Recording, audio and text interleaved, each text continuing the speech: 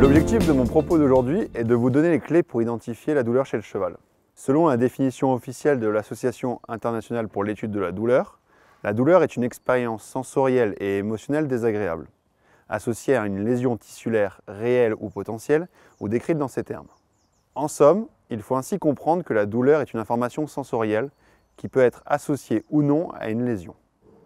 Le cheval, comme toute autre espèce, est capable de ressentir de la douleur, mais avec une expression qui peut être plus sourde.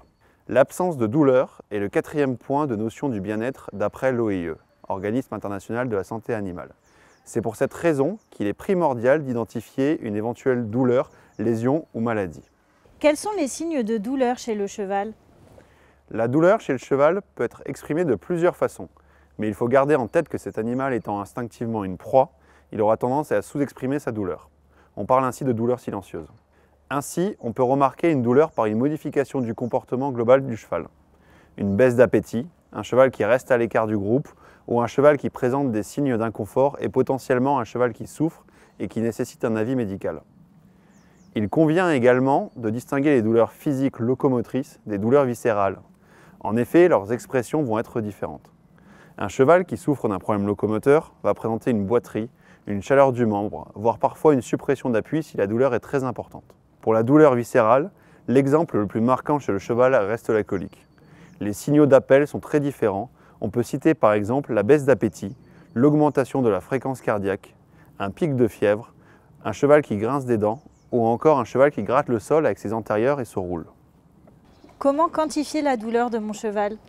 Le propriétaire ou la personne qui a le cheval quotidiennement devant lui est la personne la mieux placée pour identifier les signes précoces de douleur.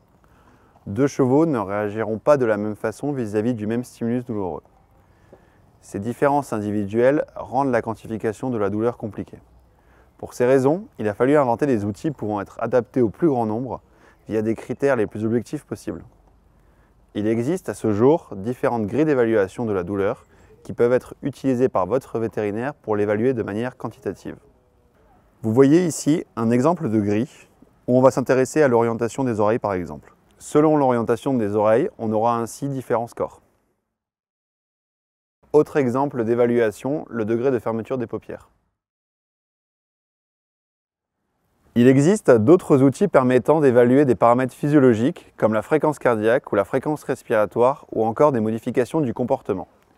Actuellement, certaines études sont en cours pour développer des applications permettant d'identifier la douleur chez le cheval via un ensemble de paramètres visuels comme les mouvements des lèvres et des naseaux.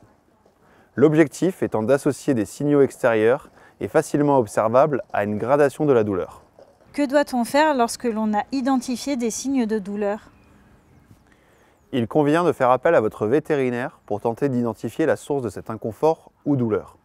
Lors d'un examen clinique complet, grâce au commémoratif fourni par le propriétaire, le vétérinaire pourra localiser, quantifier, mais surtout identifier la cause de douleur. Pour traiter la douleur, il existe plusieurs types de médicaments. Les anti-inflammatoires non stéroïdiens sont notamment utilisés pour les douleurs locomotrices ou encore pour réduire les douleurs post-opératoires. On peut citer également les sédatifs ou les anesthésiques qui suppriment l'expression de la douleur. Attention cependant, certains médicaments sont considérés comme dopants potentiels pour toute compétition sportive. Dans tous les cas, il est primordial de soigner la cause afin de traiter le problème en amont et d'empêcher que la douleur ne devienne chronique. C'est supérieur à 3 semaines. Sur le long terme, une douleur chronique peut avoir un impact sur la santé de votre cheval et entraîner des modifications de sa physiologie.